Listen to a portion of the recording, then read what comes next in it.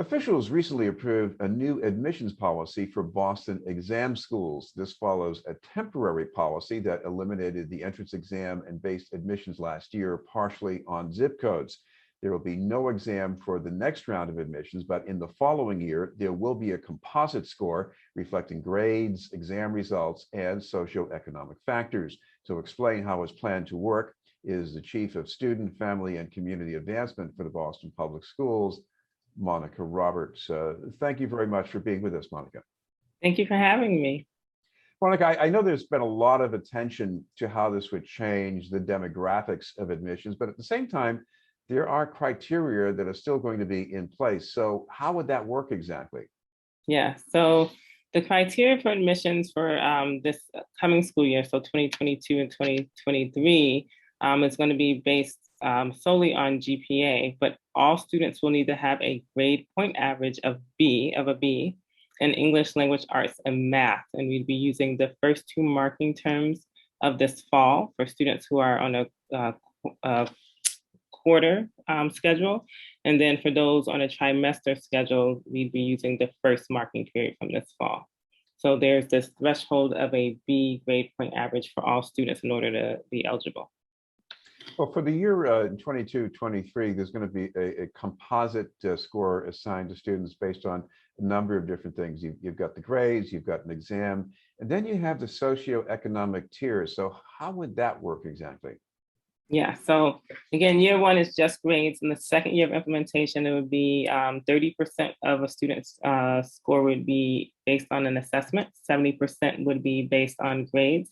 And then for both the first year of implementation and thereafter, we'll be looking at giving additional points for students if they are experiencing homelessness, living in state or federally funded housing that is owned by the Boston Housing Authority, or if they are in the care of the Department of Children and Families, they would be eligible for an additional 15 points to be added to their composite score.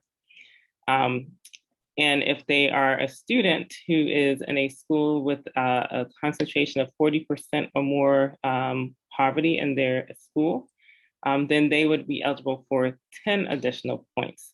So I do want to clarify that students cannot get both the 15 points and the 10 points. There may be some students who are in the first category who are also in a school with the high concentration of poverty. They would only get either the 15 points or the 10 points, or no points if you're not in either of those categories. I know in the previous temporary policy, there was a lot of concern about the number of students from Chinatown who are being squeezed out, presumably students from maybe disadvantaged families, at least economically. Is there anything in this new policy that maybe moderates that to some extent? Yes, the former policy, the one-year interim policy, was based on zip codes. And so you might have students and families, some pockets of lower socioeconomic families living in higher income communities. The socioeconomic tiers really pulls students together who are living in areas with similar socioeconomic status into a tier. So we'll have 8 tiers.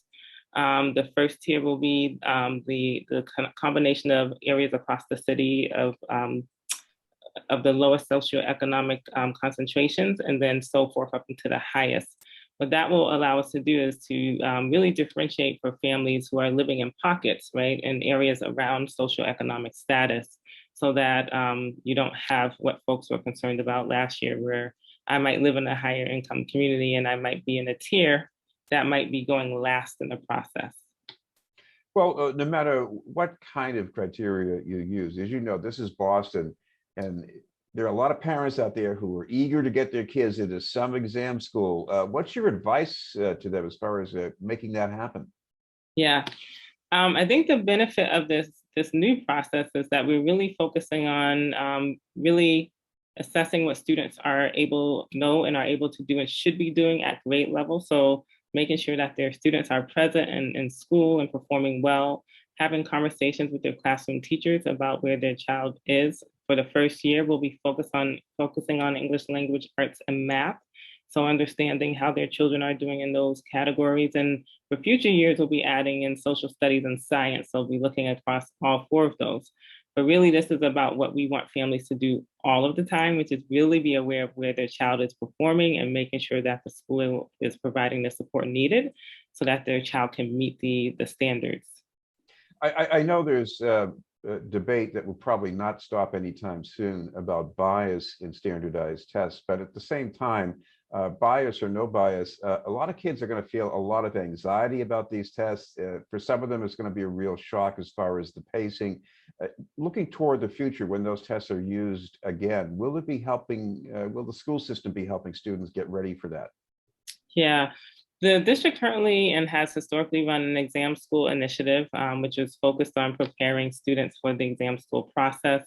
That will continue to be in place. Might look a little bit different given that the tests will be different than in prior years.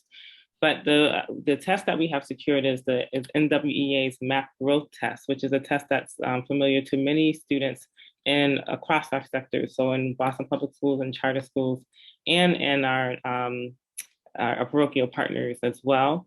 So the benefit to our students is they'll have some familiarity with the test, as many of our schools and districts are using it as a formative assessment. Of course, we'll be using it a little bit differently because it'll be used for an admissions process, but we hope that will provide some support. And they'll be tested on things that they know, right? What they've already been learning in school. So unlike, we will not be asking them to be assessed on things that they would have had to do additional preparatory work for. So we hope that will ease some of the angst, both for the parents and the students.